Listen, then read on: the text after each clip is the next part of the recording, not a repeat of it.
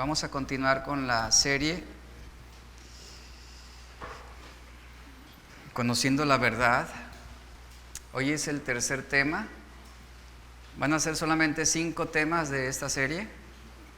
Como lo mencioné al principio, van a ser miniseries concisas. Y el tema de hoy es ¿qué es la verdad? ¿Qué es la verdad?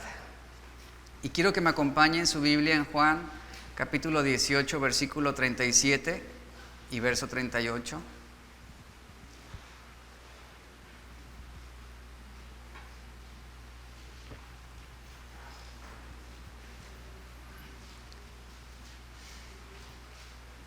La recomendación en estas enseñanzas es que usted vuelva a escuchar los temas, vuelva a escucharlos.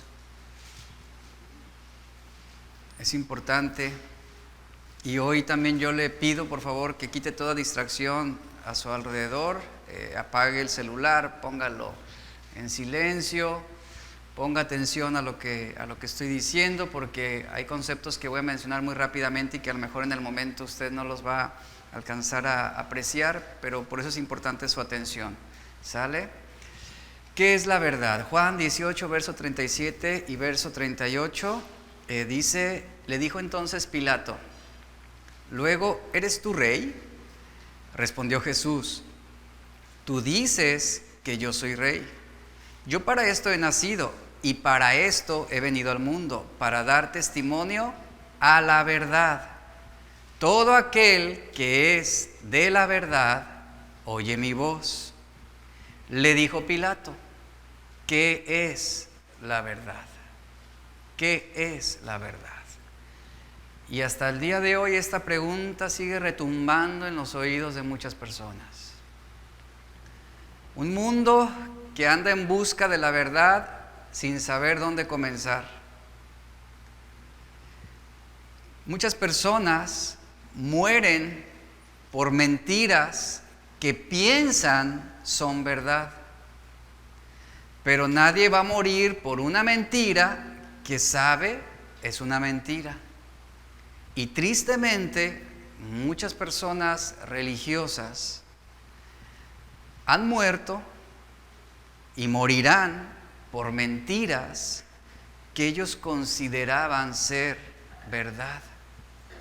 Y eso es lamentable, eso es trágico, y precisamente por eso debemos saber estudiar la Biblia, interpretarla correctamente, para hacer relucir la verdad, no mi verdad, no la verdad de un grupo, no la verdad de una denominación, sino la verdad de Jesús.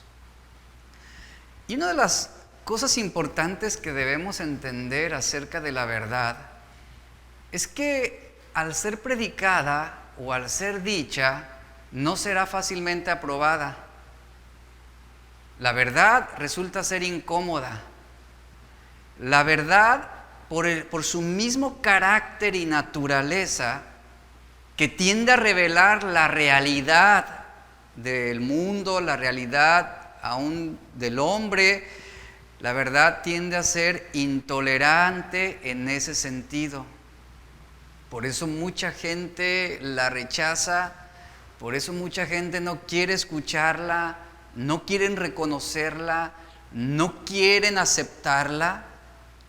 Y cuando el concepto de la verdad es difamado, generalmente es por una o más de las siguientes razones que le voy a mencionar a continuación.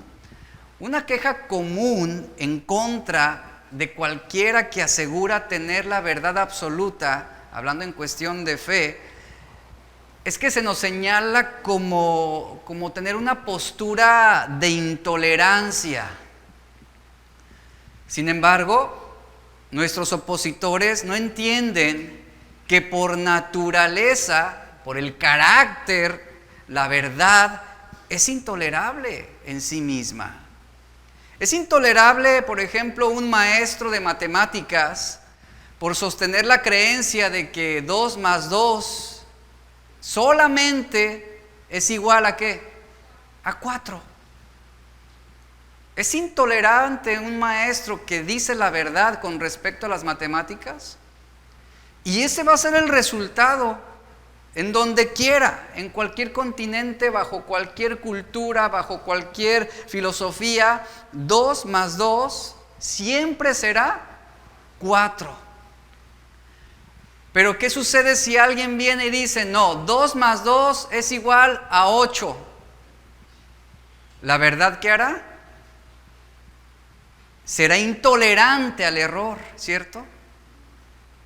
Va a ser intolerante a la equivocación, a la desviación.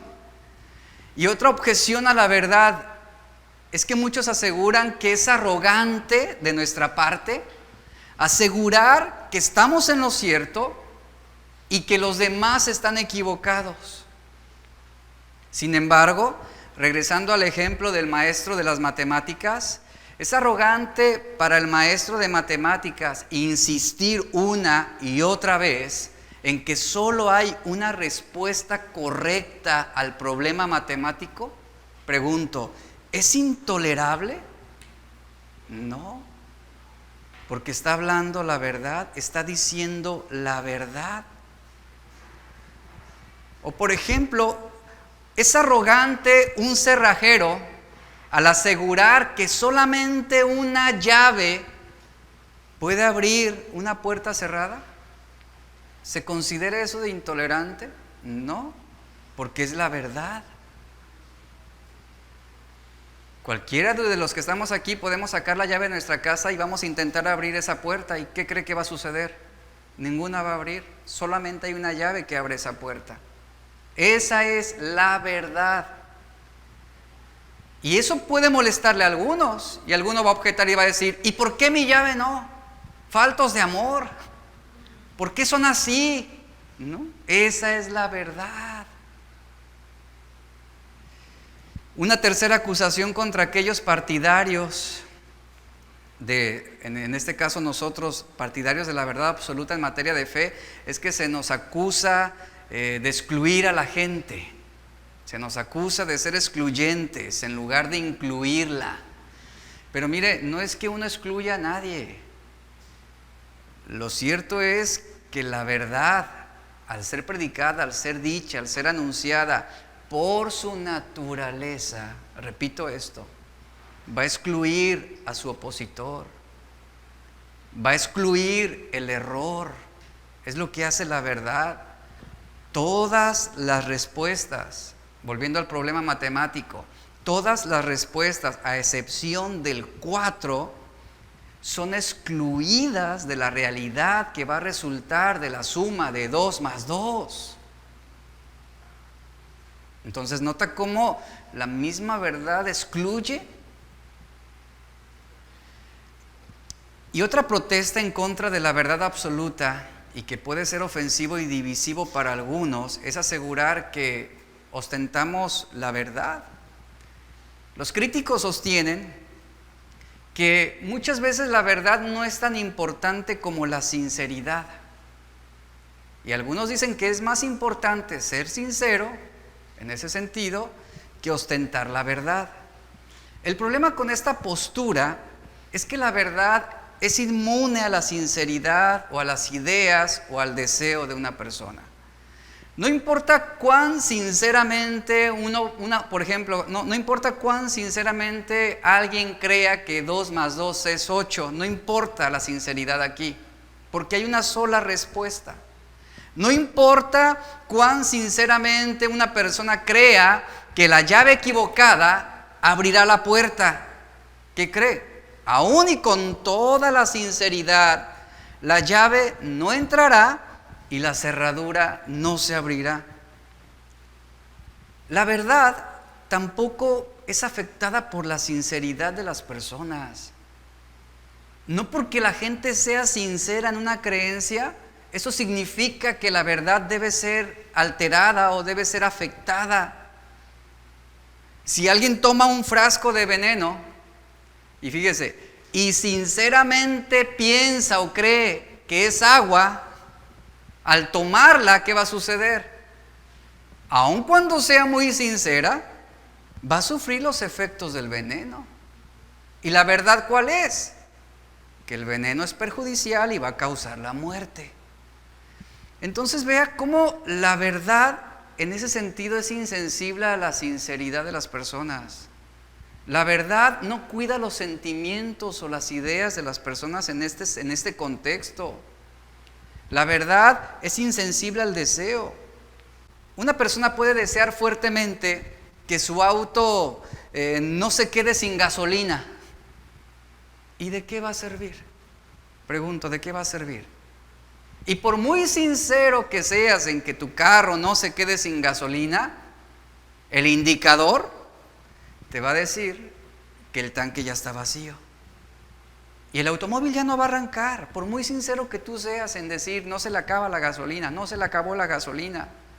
Entonces, no hay deseo en el mundo, ni sinceridad en el mundo, que haga que milagrosamente un auto siga adelante.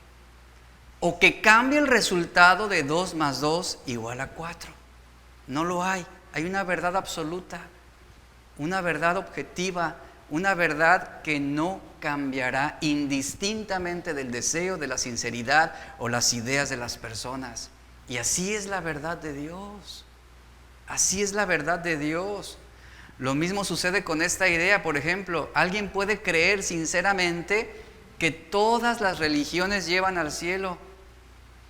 Y por muy sincero que sea el argumento, no es verdadero, porque aún con la sinceridad de creerlo, esta idea queda excluida por la verdad. Entonces, ¿nota cómo la verdad marca esa línea divisoria? Con respecto al error, con respecto a lo que es falso. Por eso para muchos es intolerable que el cristiano ostente esta verdad que Jesús dijo, que Él es el camino, Él es la verdad, Él es la vida. Pero luego se levantan los ofendidos y dicen, no, pero es que Mahoma también puede ser un camino. No, es que Buda también puede ser una verdad. ¿Y la Biblia qué dice? No, no. Por muy sincero que seas en tu creencia, eso no va a cambiar, no va a alterar la verdad de las Escrituras. Algo así sucedió en Juan 6, 60 al 61, donde Jesús les habló sobre el pan de vida y les dio ese sermón impresionante. Y al oírlas, dice la Escritura, muchos de sus discípulos dijeron, es decir, muchos de los seguidores dijeron, dura es esta palabra, es decir, qué dura es la verdad. ¿Quién la puede oír?, preguntó. ¿Quién la puede oír?, preguntaba la gente. Y sabiendo Jesús en sí mismo que sus discípulos murmuraban de esto, les dijo, ¿esto os ofende? Les ofendía la verdad. Y ante Pilato, ¿a quién tenemos? Ante Pilato tenemos a un hombre golpeado, un hombre que ya ha sido humillado, un hombre que fue coronado sarcásticamente como rey con una corona de espinas. Un rey al que nosotros llamamos el rey de la verdad, que está parado frente a su juez Pilato, quien le hace una pregunta asertiva pero mundana y le dice, ¿qué es la verdad? Esta pregunta dirigida hacia aquel que de sí mismo decía, yo soy la verdad. Y el que por ser la verdad, callado le devuelve a Pilato su pregunta, ¿quién eres tú, Pilato, frente a mí? Es decir, ¿quién eres tú frente a la verdad? Y en ese encuentro sucede lo inaudito. La verdad estaba siendo juzgada injustamente. La verdad estaba siendo desprestigiada, rechazada religiosamente, maltratada, flagelada. Una verdad que estaba siendo deshonrada con una corona de espinas, una verdad que estaba siendo desfigurada, que fue despreciada, desechada entre los hombres, que sufrió de dolores, experimentó quebranto, escondimos de ella el rostro porque fue menospreciada y no la estimamos. Y ahí estaba la verdad frente a Pilato. Y aquí está lo inaudito. La verdad fue crucificada y dieron a la verdad por muerta. Y Pilato fue juzgado por esa verdad crucificada. No era Pilato el que cuestionaba la verdad, sino era la verdad quien estaba cuestionando a este gobernador.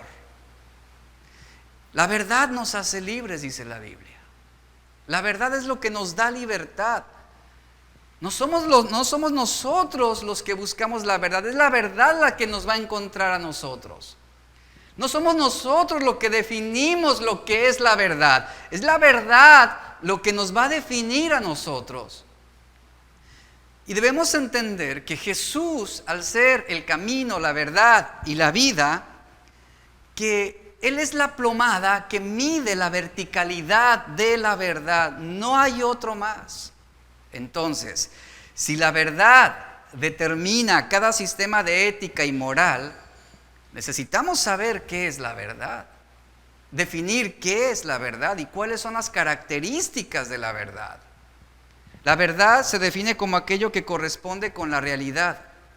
En ese sentido, algo es verdad independientemente de que usted lo crea o no lo crea.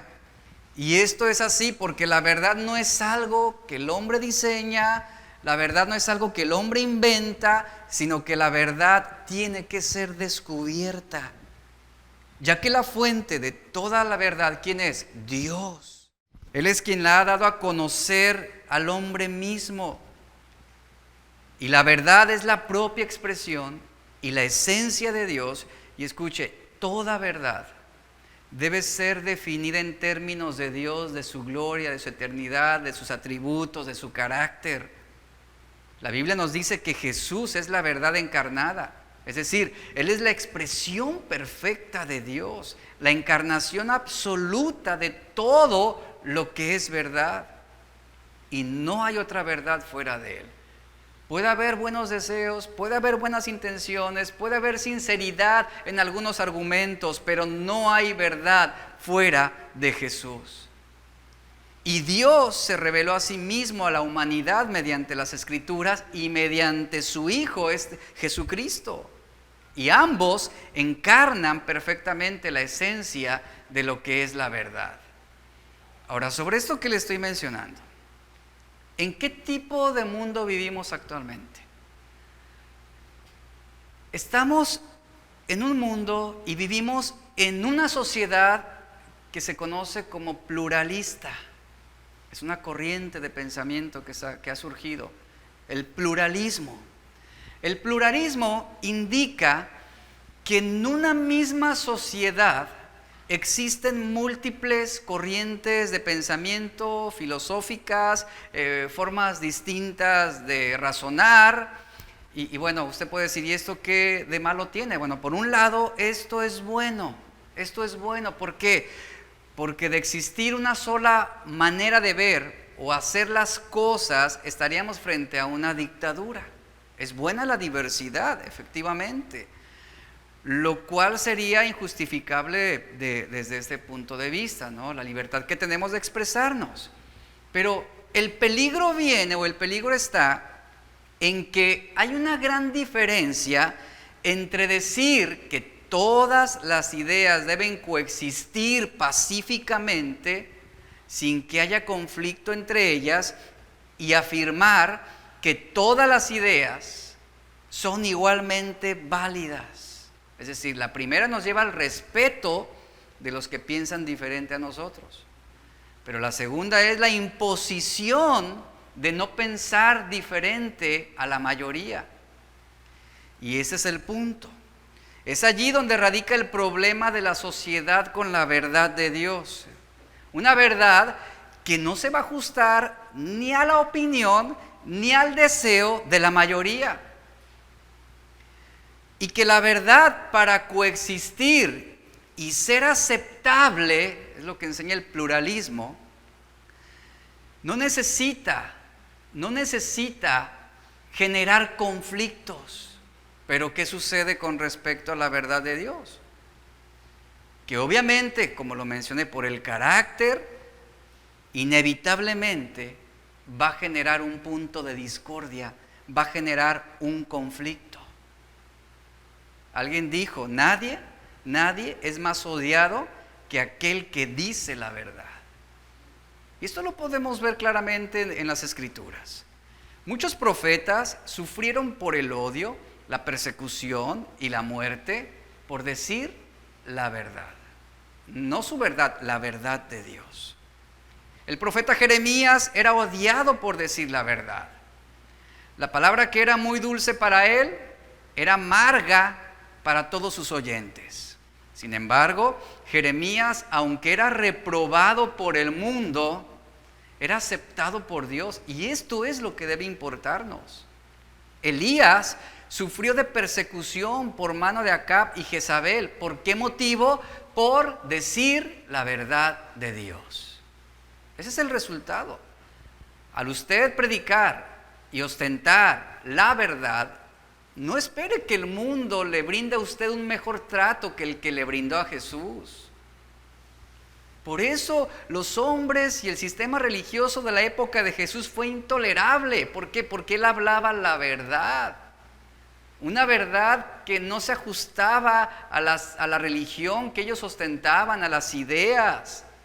Y el pluralismo dice que todas las afirmaciones de la verdad deben ser igualmente aceptables.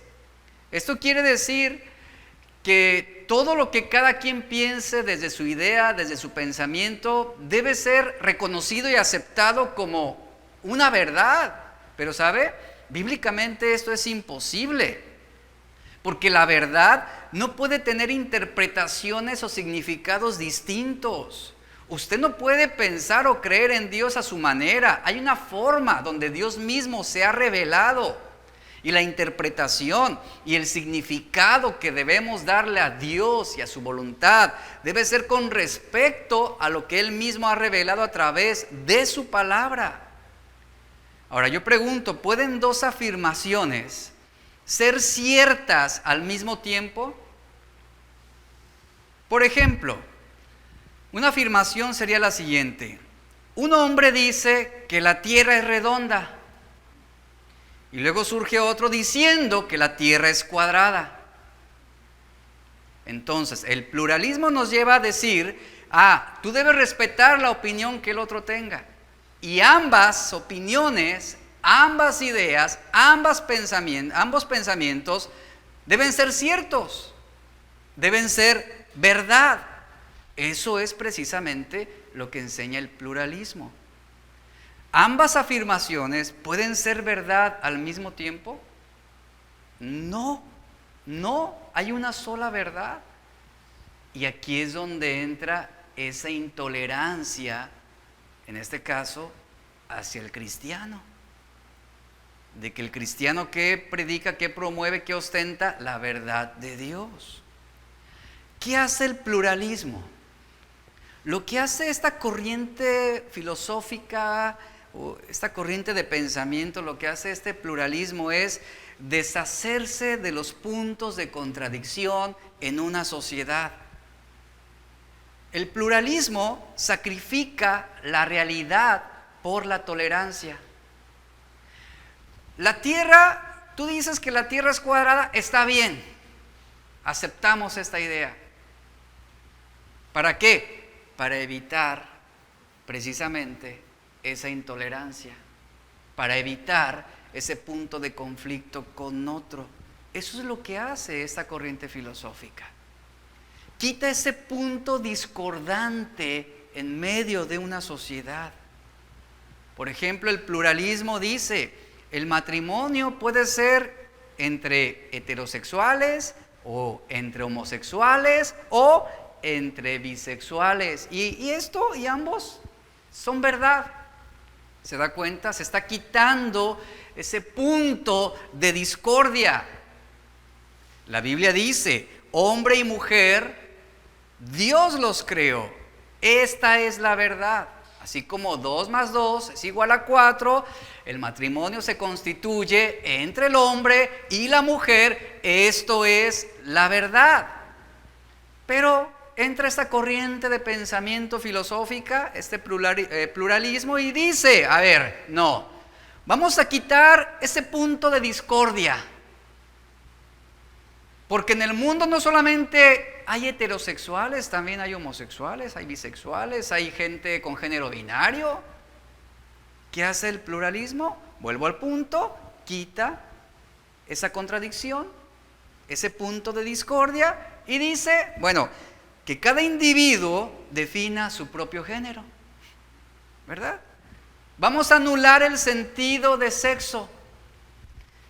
Si un hombre quiere ser mujer, que lo sea. Si una mujer quiere ser hombre, que lo sea.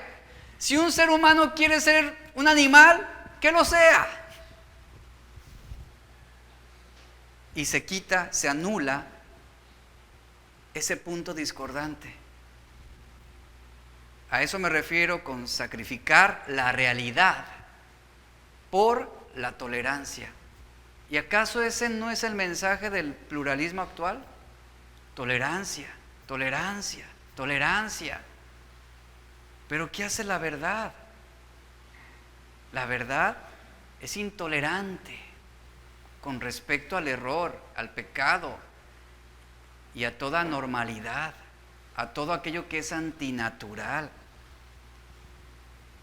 El espíritu detrás del pluralismo es una actitud de brazos abiertos a la tolerancia.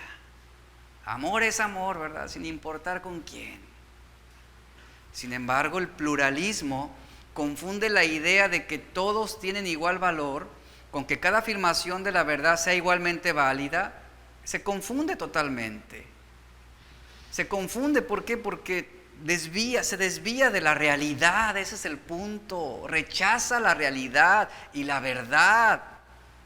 El pluralismo no entiende la diferencia entre la opinión y la verdad. El pluralismo es deseable y tolerable solo en aquellas áreas en que son cuestiones de gustos y de placeres y no en asuntos de la verdad o la realidad. Y lamentablemente cada vez son más los que actúan con la creencia de que no hay un bien o no hay un mal absoluto. Y esto se ha convertido en un credo extraoficial de muchas personas. Esto es lo que ostentan ellos, aún entre iglesias llamadas cristianas, lamentablemente. Las perversiones que antes se localizaban y ocultaban como una llaga, ahora se legalizan, ahora se aprueban, se promueven y se exhiben como un estandarte, sin pena, sin pudor, ya sin vergüenza. Y volviendo al punto, ¿qué es la verdad? ¿Qué es la verdad?, decía Pilato. ¿Qué es la verdad? Hay un famoso proverbio que dice lo siguiente. No es un proverbio popular. Dice, si quieres saber qué es el agua, no le preguntes al pez. La idea detrás de este proverbio, esta frase, es que el pez no conoce otra realidad que el agua y por lo tanto no se ha percatado de que está mojado. Sería lo mismo que decir, si quieres saber lo que es el pecado, ¿a quién le vas a preguntar? ¿A quién le vas a preguntar? Si tú quieres saber lo que es el pecado, no se lo preguntes al hombre. ¿Por qué motivo? Porque el hombre no conoce otra realidad que el pecado. No se lo preguntes al hombre. ¿A quién se lo vamos a preguntar? Si queremos saber qué es el pecado, tenemos que ir con Dios. Él es la fuente de la verdad. ¿Por qué? Porque Él nunca ha cometido pecado. Él es la verdad. Y por consiguiente, todas las respuestas que buscamos sobre la vida, sobre el mundo, sobre la creación, sobre la sexualidad, sobre el matrimonio, sobre los hijos, sobre la iglesia, ¿dónde vamos a encontrar la realidad de todo esto? En la verdad. En Dios. Él es la fuente de esta verdad. Vea cómo Precisamente esto que le estoy mencionando ha generado tanto caos en el mundo en la actualidad. ¿Cómo fue que se legalizó el aborto históricamente? ¿Hasta qué punto? O sea, ¿cómo llegó ese momento en que el aborto se legalizó? Es decir, la muerte a un ser vivo se constituyó como algo legal y algo a lo que una mujer tiene derecho si lo quiere. ¿Cómo llegamos a ese punto? ¿Sabe? La legalización del aborto se logró gracias a la desvalorización de la verdad. Esta fue una estrategia diseñada mercadológicamente para poder convencer a la población a favor del aborto. ¿Cómo lograr que una población culta pudiera llegar a ese punto de aprobar, de aceptar? ¿Sabe cómo se logró? Restándole valor a la realidad, restándole valor a la verdad. ¿Cómo se logró convencer a una sociedad que no estaba lista para aprobar el aborto de que necesita ser legalizado? ¿Y sabe cómo surgió todo esto? Fue entonces que surgió una frase atinada, una frase estratégicamente sembrada en la sociedad desde un punto de vista mercadológico, pero que fue malévola desde un punto de vista ético. Y esta frase lo que hacía era darle a las personas la oportunidad no de decir que estaban abiertamente a favor del aborto, sino que estaban a favor, escuche, de que cada quien tuviera la libertad de escoger realizarse un aborto como respuesta a un embarazo no planificado o a una violación. Y fue así como surgió una frase que se popularizó mundialmente y es: yo soy proelección. Esa frase simple. Yo soy proelección. ¿Qué significa esto? Bueno, no estoy diciendo que estoy a favor, pero al ser yo proelección estoy diciendo: no estoy a favor del aborto, pero sí a favor de apoyar la libertad, que quien quiera hacerse un aborto lo haga. Y de ahí se abrió el cauce para que la población, para que la sociedad dijera: yo apoyo la libertad de cada quien. Se quitó ese punto discordante. Y así comenzó esa estrategia. Y el siguiente paso mortal para legalizar el aborto, ¿qué cree? Incluyó convencer a la población a favor del aborto de la siguiente manera, en tres pasos mortales. Número 1, esa estrategia seguía el siguiente paso. Número 1, convenciendo a la prensa, a los medios de comunicación, que promuevan de que el aborto era una idea sofisticada y liberal para bien de los afectados.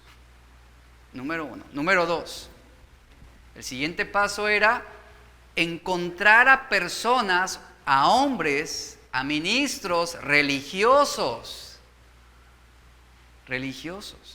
que dijeran que estaban a favor del aborto. Y los encontraron y comenzaron a promoverlo. Y número 3, lograr la legalización del aborto. Número 3 consistió en suprimir, eliminar toda verdad científica de que la vida comienza con la concepción. Y encontraron médicos, especialistas, científicos que se corrompieron y promovieron esta idea de que la vida no comienza con la concepción. Y tarán, ahí está. Legalizaron el aborto. Y esta fue la estrategia. Anulando la verdad. Anulando la realidad. Entonces vea cómo entendamos esto, que la verdad absoluta, la verdad al ser absoluta, objetiva, es una verdad que se va a sostener independientemente de quién la ostente, independientemente de quién la ostente. Es decir, que la verdad absoluta nunca se va a ver afectada por el comunicador o el interlocutor. Si algo es verdad, lo va a hacer ya sea que lo exprese a alguien con un doctorado o a alguien que no haya terminado la primaria. Y esa verdad se sostiene y no depende del interlocutor.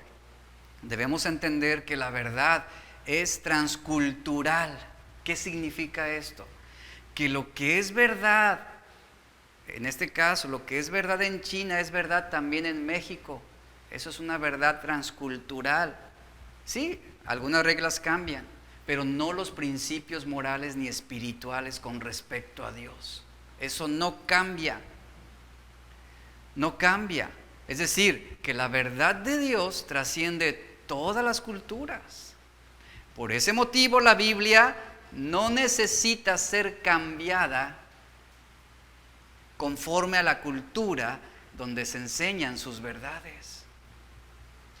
Y número 3, debemos entender que la verdad es objetiva, es racional y exclusiva. Por eso los incrédulos se quejan cada vez más de que el cristiano, se quejan en contra del cristianismo, de que afirmamos que Jesús es el único camino al cielo.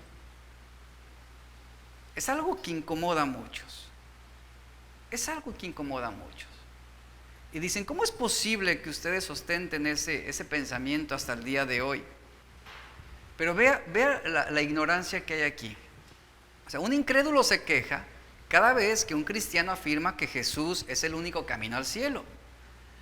Pero no se queja y no discute cuando la ciencia afirma que la aceleración estándar, debido a la gravedad en la superficie de la Tierra, tiene un valor de 9,8 metros por segundo al cuadrado. Digo, no entendemos mucho esto, pero usted quédese con el número.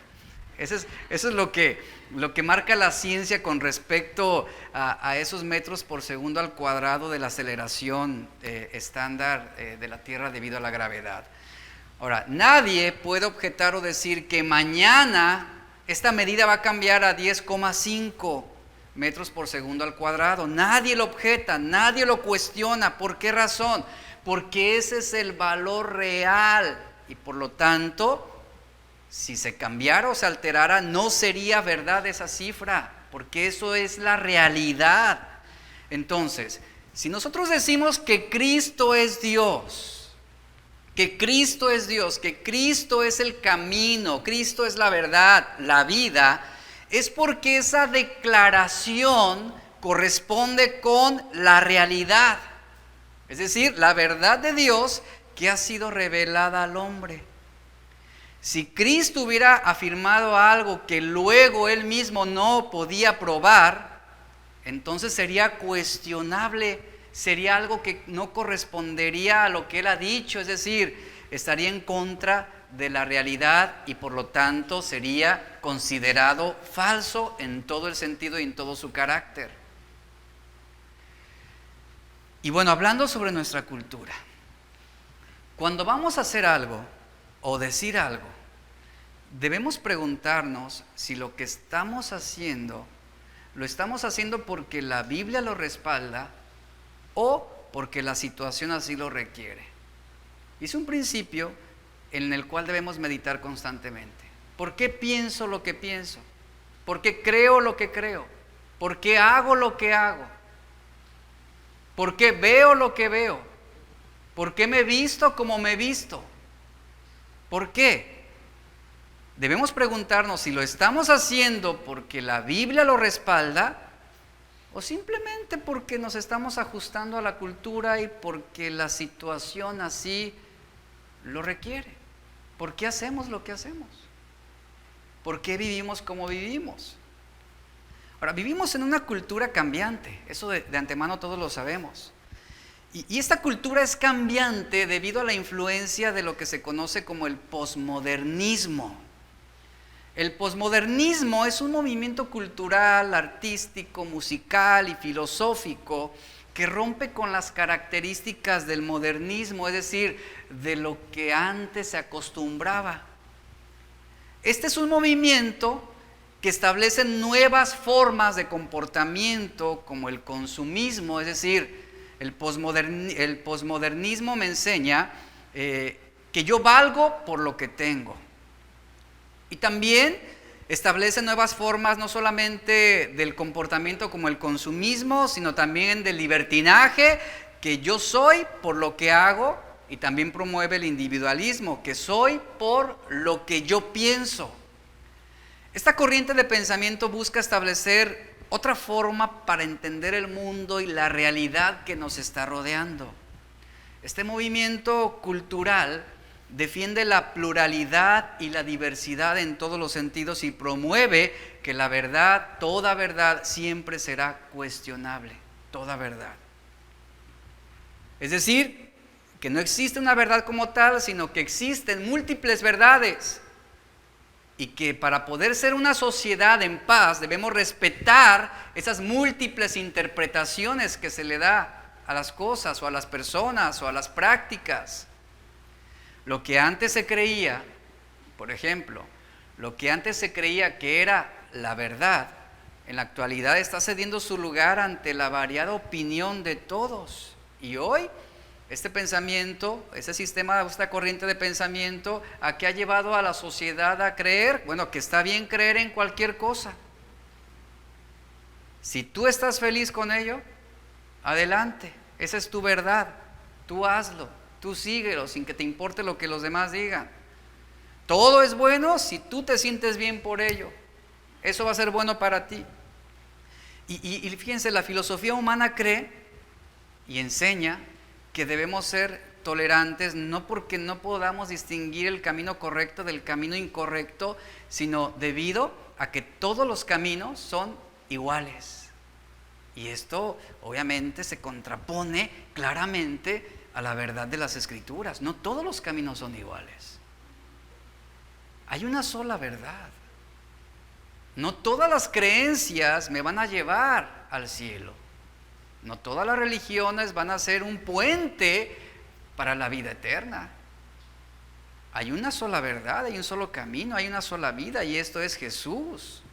Entonces no es creer lo que tú sientas, no es creer lo que tú quieres. Este es el problema con nuestra sociedad, que escoge un camino y anda por él pensando y convencido de que ese camino, que esa idea, que esa sinceridad lo va a llevar a Dios. Y eso se contrapone tácitamente a lo que las Escrituras enseñan. Ahora, ¿puede usted comprender por qué la verdad es intolerable? ¿Por qué la verdad no es aplaudida por la sociedad actual? Vemos cómo todo depende del ángulo con que se evalúan las cosas. Lo importante, nos dicen, es lo que significa para ti, nada más. Y cada quien puede cambiar su verdad por conveniencia o por sentimientos o por placer o por paradigmas personales, sin que nadie tenga el derecho de corregir, porque si te corrigen entonces te llaman intolerante. Y ese es el asunto con nuestra sociedad. Lo que mejor define la cosmovisión cristiana, ¿qué es? Es la verdad. Eso es lo que nos define. Esa es nuestra brújula en todos los sentidos. Ahora, vivimos un tiempo de opiniones cambiantes, un tiempo de perspectivas múltiples, de puntos de vista variados, inestables. Pero el cristianismo bíblico debe destacarse por su opinión, por su perspectiva y su punto de vista fundamentado en la verdad. En la verdad que es objetiva, que es absoluta, que es permanente, que es transcultural. En esa verdad. Y aquí es donde debemos realmente orientarnos con respecto a lo que la Biblia nos dice acerca de algo. Esa es la realidad. Es decir, la verdad, la Escritura nos enseña cómo percibir al mundo de una manera que corresponde con la realidad. Con la realidad. Y el mensaje de salvación es preciso, es oportuno y es atemporal. Es decir, no depende de las culturas, de las tradiciones, del tiempo, de las modas. No depende. Y aquí es donde debemos mostrar realmente como iglesia, como cristianos, esa pasión por la verdad. Esa pasión por Dios. Si Dios existe, entonces Él es la vara con que medimos todas las cosas. Y lo que Él piensa acerca de todas las cosas es la medida de lo que nosotros deberíamos pensar. Y sobre esa medida, yo debo ajustar mis pensamientos, mi vida, mis gustos, mi forma de vestir, mi forma de hablar, mi forma de pensar, mi forma de trabajar, mi forma de hacer negocios. Sobre esto es que yo ajusto toda mi vida. Y el no preocuparnos por la verdad significa que Dios no nos importa. Mire, ¿qué es lo que hace la verdad? La verdad nos abre los ojos espirituales. Es la verdad lo que abre nuestro entendimiento espiritual para revelarnos la realidad sobre el error, sobre la falsedad y la mentira en la que estamos viviendo. La filosofía no amenaza la verdad. No es una amenaza para la verdad, más bien es la verdad quien va a juzgarla a la filosofía. Es la verdad la que va a juzgar el pluralismo actual. Todos hacemos filosofía cuando nos adentramos en nuestras propias ideas y abandonamos lo que es prescrito por las Escrituras. Por ejemplo, el apóstol Pedro hizo filosofía cuando quería persuadir a Jesús a no morir en la cruz del Calvario. Era su idea, era su pensamiento, pero no correspondía a la realidad. Y muchas veces hacemos esa filosofía nosotros mismos. Establecemos nuestro dogma de fe en nuestras ideas y abandonamos las Escrituras. En Juan 1:17 dice, la gracia y la verdad vinieron por medio de Jesucristo. Juan 14:6 dice, Jesús dijo, yo soy el camino, la verdad y la vida. Y vea cómo excluye, nadie, ¿qué? Nadie viene al Padre, sino por mí. Eso es lo que produce la verdad.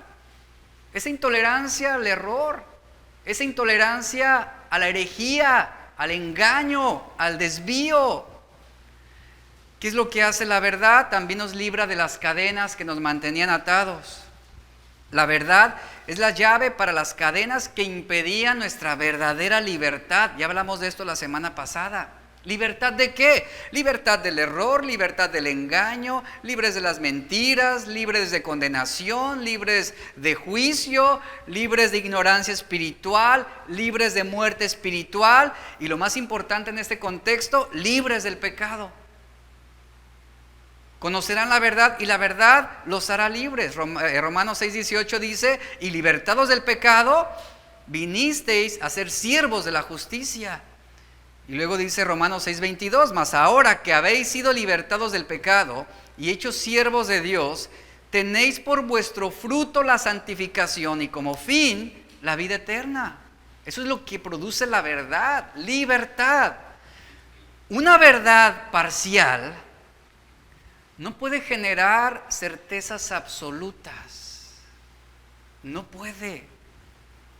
El valor de la verdad no reside en el que cree, sino en el objeto de su fe. Ahí está el valor de la verdad. El valor de la verdad no está en mí por creer, sino el valor de la verdad está en quién yo estoy creyendo. En este sentido, Jesús, el mediador entre Dios y los hombres, el dador de la vida, el que es el camino, el que es la verdad, el que es la vida. Y vemos en la Biblia cómo los propios fariseos tenían pretensiones de libertad y ellos aseguraban que eran libres. Juan 8:33-34 le respondieron a Jesús, linaje de Abraham somos y jamás hemos sido esclavos de nadie. ¿Cómo dices tú, seréis libres? ¿Cómo dices tú eso? Y Jesús, ¿qué les dijo? De cierto os digo, que aquel que practica el pecado esclavo es del pecado. Conocerán la verdad y la verdad los hará libres. Vea, las pretensiones de los fariseos eran una seguridad en sus procedimientos ceremoniales, morales y religiosos.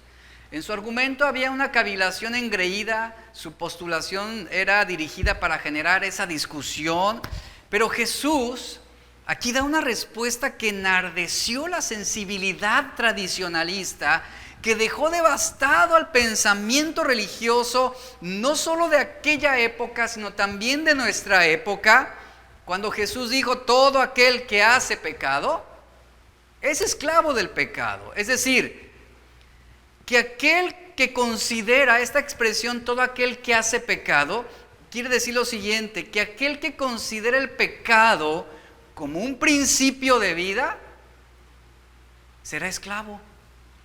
Y esto es lo que hace el posmodernismo y el pluralismo. Considera el pecado como un principio de vida, como una norma sobre la cual se puede establecer la felicidad humana. Y los fariseos establecían también ese pensamiento. Los judíos creían que la religión y su relación con Abraham era lo que los mantenía unidos con Dios. Y a pesar de su orgullo y de sus pretensiones de libertad en superioridad moral, los judíos eran realmente esclavos del pecado, no conocían la verdad y por lo tanto no eran libres. Jesús los llama esclavos. Esclavos, esta insinuación es que estaban bajo el control de otro, eran incapaces de liberarse a sí mismos.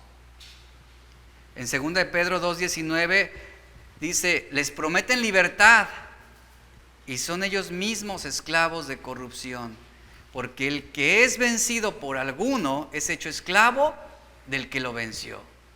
Y nuestra sociedad está vencida por el pecado. Por lo tanto, esclavos del pecado son. Ahora, volvamos a ese encuentro con Pilato y terminamos. El encuentro entre Pilato y Jesús fue más que una reunión diplomática. Hace casi 2000 años la verdad fue sometida a juicio y fue juzgada por hombres que amaban el engaño y la mentira. De hecho, la verdad, Jesús, dice la historia bíblica, él enfrentó 6 juicios en menos de un día completo. La verdad enfrentó 6 juicios en menos de un día completo. 3 de ellos frente a una corte religiosa y los otros 3 ante una corte romana. Los juicios religiosos ante las autoridades judías mostraron el grado en que los líderes judíos odiaban la verdad. Los juicios ante las autoridades romanas comenzaron con Pilato, después que la verdad había sido flagelada por los mismos romanos. Y vemos cómo los juicios hacia la verdad consistieron en 6 eventos importantes. Después de que fue arrestado Jesús,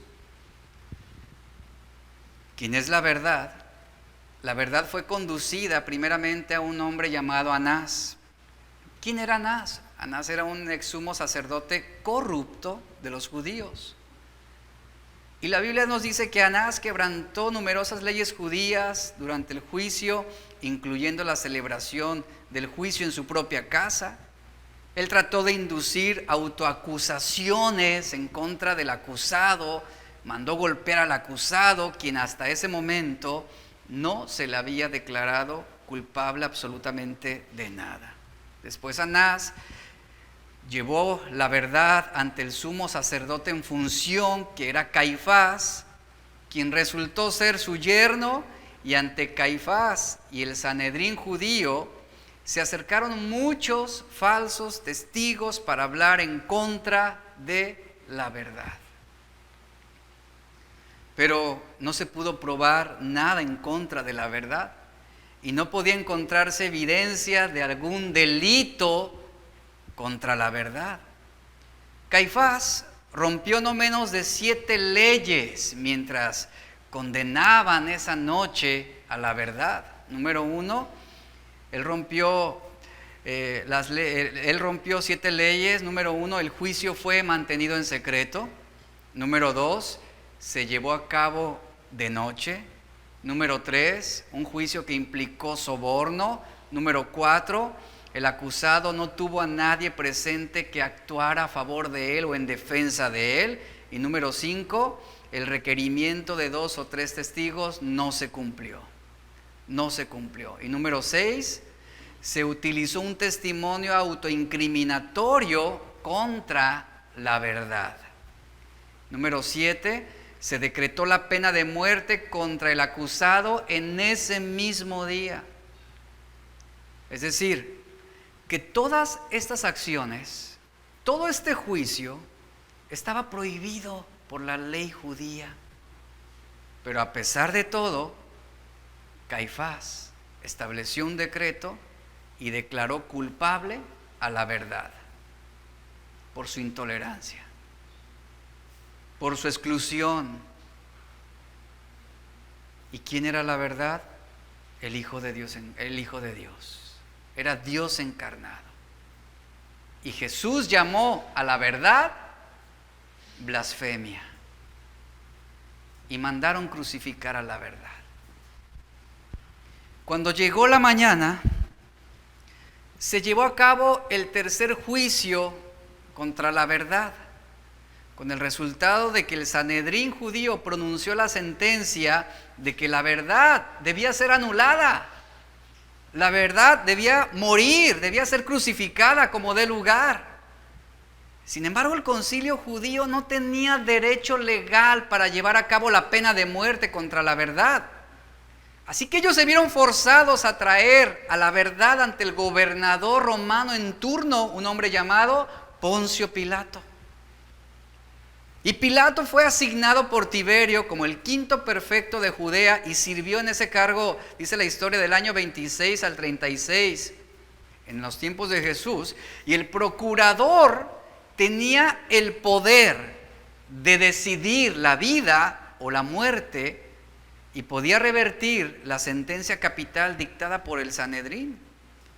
Mientras la verdad se encontraba frente a frente ante Pilato, la verdad se tuvo que enfrentar a más mentiras, a más engaños, a más falsedades, más mentiras que fueron declaradas en su contra para desacreditarla.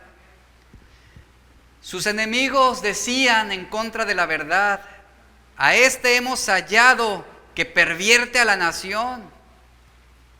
A este hemos hallado que prohíbe dar tributo a César.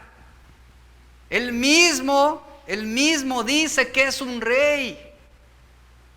Él mismo ha dicho y ha declarado que destruirá el templo en 3 días. Y todo esto eran mentiras contra la verdad, puesto que la verdad había dicho a todos que pagaran sus impuestos a César. Lo que es del César a César, lo que es de Dios a Dios. Y él jamás habló de él mismo como un desafío en contra del César. Después de esto se produjo un diálogo interesante, muy interesante, entre la verdad y Pilato, que encontramos en Juan 18, 33 al 38, que fue lo que iniciamos leyendo. Entonces Pilato volvió a entrar, dice la escritura, en el pretorio y llamó a Jesús y le dijo: ¿eres tú el rey de los judíos?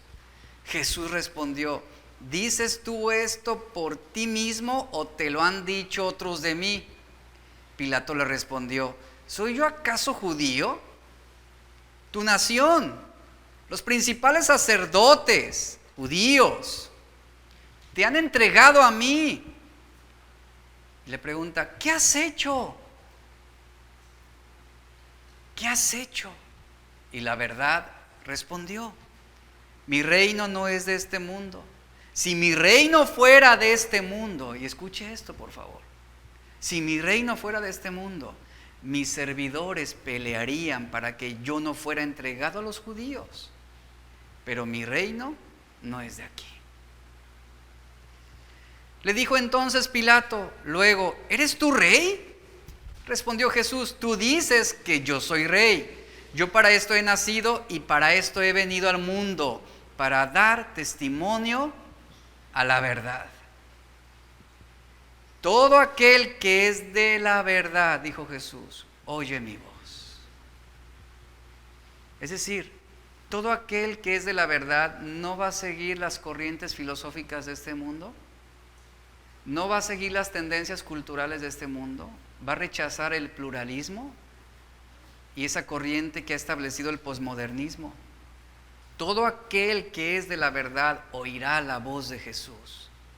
Entonces le dijo Pilato, ¿qué es la verdad? Y ahí está la pregunta que queda al aire. ¿Qué es la verdad? La pregunta de Pilato, ¿qué es la verdad? Es una pregunta que debemos tener muy en claro. El mundo posmodernista niega que la verdad pueda ser conocida. Y para ellos no tiene relevancia responder a esa pregunta, ¿qué es la verdad? Sin embargo, y termino con esto, cierro el mensaje con esto, la palabra griega para verdad es aletheia. Y esta palabra literalmente significa no escondida o nada escondida o nada escondido. Esta palabra griega transmite la idea de que la verdad siempre estará ahí, siempre. Nunca se va a ocultar, nunca va a ser reprimida, siempre estará abierta, siempre estará disponible, siempre estará presente para que todos puedan escucharla, puedan verla. Es decir, que por mucho que el hombre quiera oponerse a la verdad, no podrá esconderla, no podrá inhibirla, no podrá ocultarla, no podrá quitarle su valor. El término hebreo para la palabra verdad es emet, que significa firmeza, significa constancia, duración. Eso es la verdad. Esa es la verdad objetiva, absoluta, será firme, será constante y perdurable. El cielo y la tierra son temporales, pero la verdad permanecerá para siempre. Y esta definición implica la sustancia eterna de la verdad y algo que no va a cambiar en ella, no va a cambiar. Por lo tanto, se puede confiar plenamente en que la verdad perdurará para siempre. Dios es la verdad. Jesús es la verdad. Él es la verdad en su plenitud absoluta. Él es quien ha establecido la realidad sobre el hombre, sobre la vida, sobre el matrimonio, sobre el género, sobre la familia. Él, por lo tanto, es la verdad original que establece la realidad. Y la fuente de toda verdad y la verdad en toda la verdad es Jesús. Él es el fundamento de la verdad. Él es quien aprueba lo bueno de lo malo. Él es quien de todas las cosas, de su conocimiento, establece para el hombre el arquetipo de toda verdad, de toda ética existente, de todas las normas, de todas las leyes, a la luz de los cuales la naturaleza y manifestación de todas las cosas deben ser juzgados y modelados sobre la verdad.